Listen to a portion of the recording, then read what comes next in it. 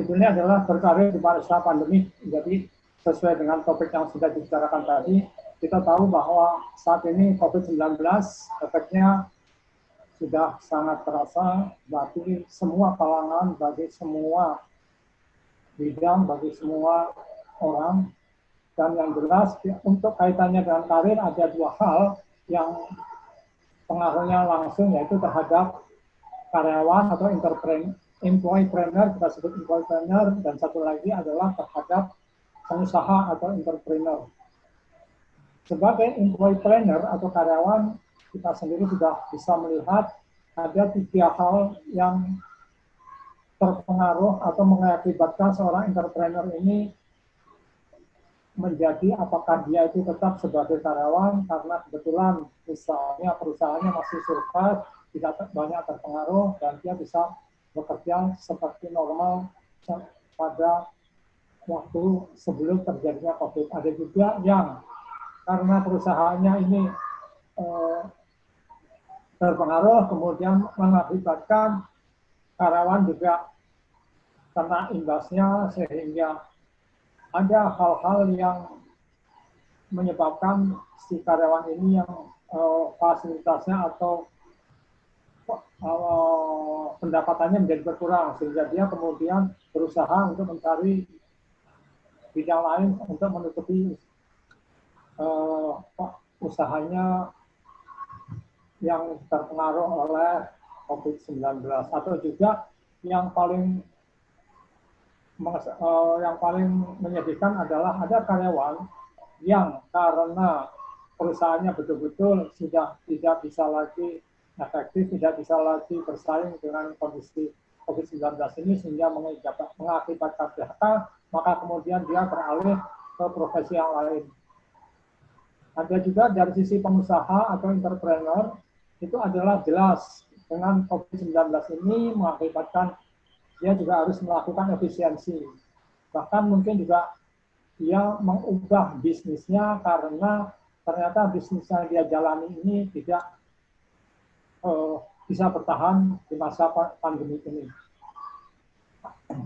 Tapi yang jelas, apakah dia sebagai employee-planner atau entrepreneur, ada hal yang harus diubah, yaitu mindset kaitannya dengan COVID-19.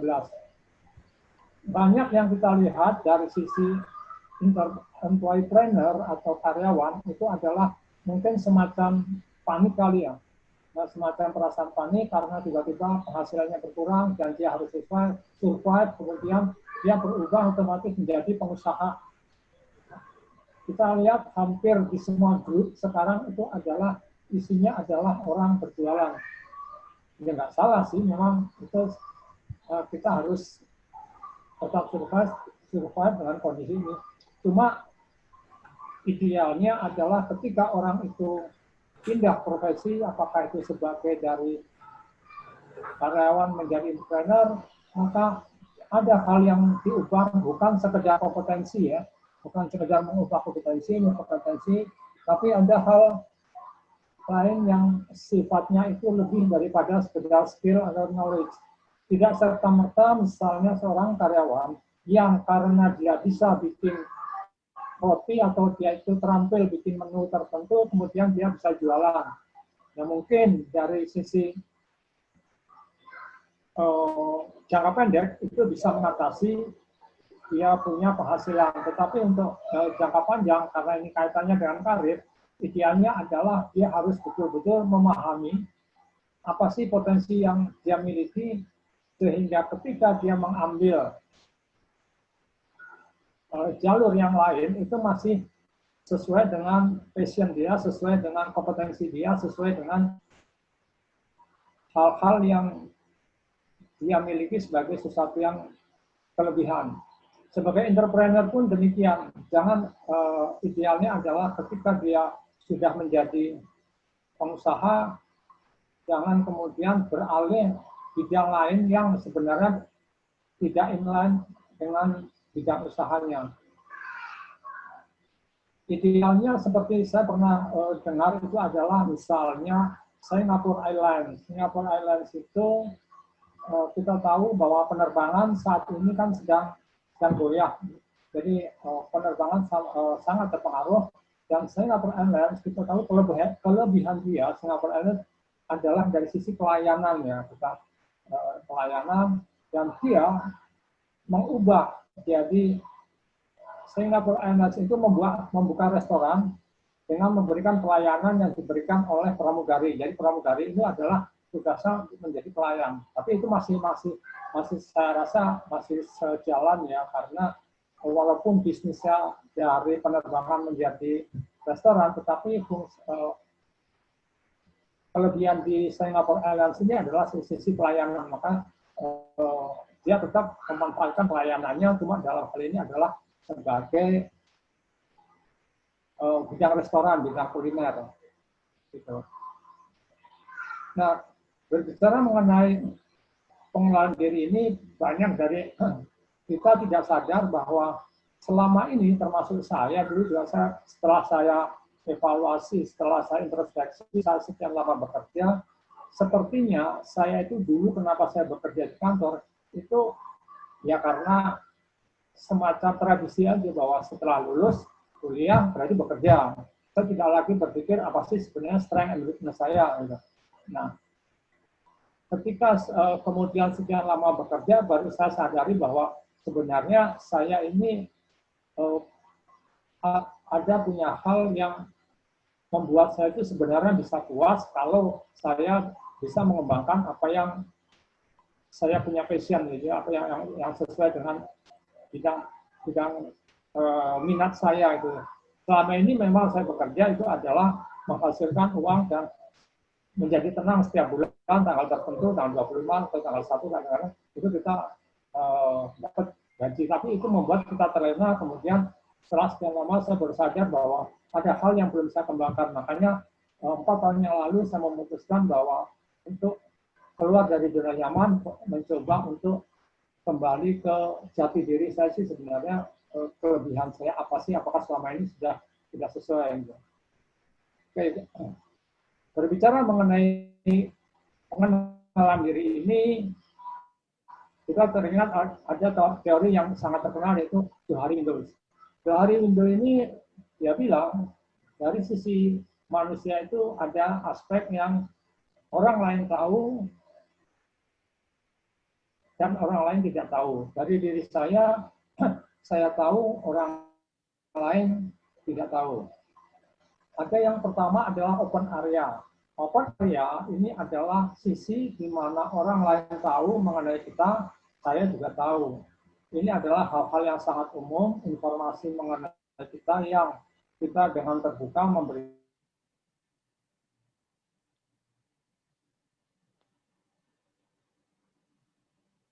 beritahukan kepada orang lain. Biasanya bisa kita itu adalah hal-hal yang sifatnya terbuka untuk umum. Jadi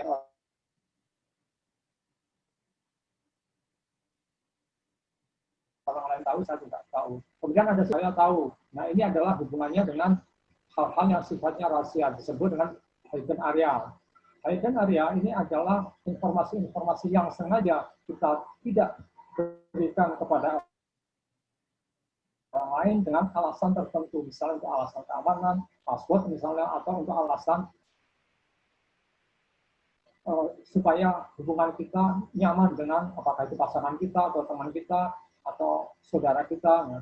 Mungkin yang sudah berkeluarga pahamlah masa lalu pacar kita mungkin tidak akan kita share kepada pasangan kita karena itu bisa menimbulkan ketidaknyamanan dalam hubungan dengan orang lain, dalam hal ini dengan pasangan kita. Kemudian ada sisi yang saya tidak tahu dan orang lain tahu. Nah, ini disebut blind area buta, di mana justru orang lain tahu, justru orang lain itu paham mengenai kita, dan saya sendiri nggak paham. Loh, kok bisa? Ya bisa. Contoh yang paling umum adalah persepsi mengenai diri kita seringkali itu tidak sesuai dengan yang orang lain tangkap mengenai kita. Kita merasa kita menjadi orang yang sabar, kita merasa menjadi orang yang baik, tetapi di mata orang lain boleh jadi tidak demikian atau bahkan mungkin sebaliknya. Nah, itu adalah informasi-informasi yang kita tidak tahu bahwa kita tidak seperti itu. Dan ini adalah perlu bantuan dari orang lain supaya sinkron antara pengetahuan saya mengenai saya dan pengetahuan orang lain mengenai saya. Kemudian ada lagi yang unknown area. Ini ada area yang saya tidak tahu, orang lain juga tidak tahu. Unknown area ini ada dua. Yang pertama adalah unknown area yang bisa dicari tahu dengan bantuan alat atau teknologi tertentu. Misalnya, ketika kita merasa badan kita tidak nyaman, kemudian kita ke dokter, awalnya adalah dokter tidak tahu, saya juga tidak tahu kenapa badan saya merasa sakit, tidak nyaman. Tetapi kemudian ketika di USB atau di X-ray, baru ketahuan bahwa oh ternyata ada benjolan di perut misalnya. Itu artinya yang tadinya tidak tahu dengan bantuan teknologi dalam hal ini X-ray atau USB, ketahuanlah apa yang terjadi. Atau mungkin dari sisi psikologi adalah dengan bantuan alat tes, kita bisa tahu diri kita sejatinya seperti apa, yang tadinya kita nggak tahu, orang lain juga nggak tahu. Ada juga yang unknown area, ini adalah sisi di mana apapun yang usaha yang kita lakukan, itu tidak akan membuahkan hasil, tetap tidak akan tahu. Contohnya, umur kita, contohnya, nasib kita, itu adalah hanya Allah yang tahu, Tuhan yang tahu, hanya yang kuasa yang mengetahui. Apapun teknologi yang dipakai, tidak pernah kita akan tahu. Kemudian menginjak mengenai cara mengenali diri. Cara mengenali diri ini ada beberapa teknik atau metode. Pertama adalah introspeksi diri. Nah ini nggak perlu bayar ini. Introspeksi diri ini adalah misalnya berhubungan dengan value. Apa sih nilai yang harus saya junjung tinggi? Apa sih nilai yang harus saya junjung tinggi? Kemudian apa saja yang saya hargai dari diri sendiri dan orang lain? Kemudian apa motivasi saya melakukan sesuatu? Nah itu adalah value kita. Kemudian kita juga perlu tahu interest atau minat kita bidang apa aja sih. Caranya adalah kita introspeksi, kita nilai apa saja hal-hal yang membuat atau memicu rasa ingin tahu kita.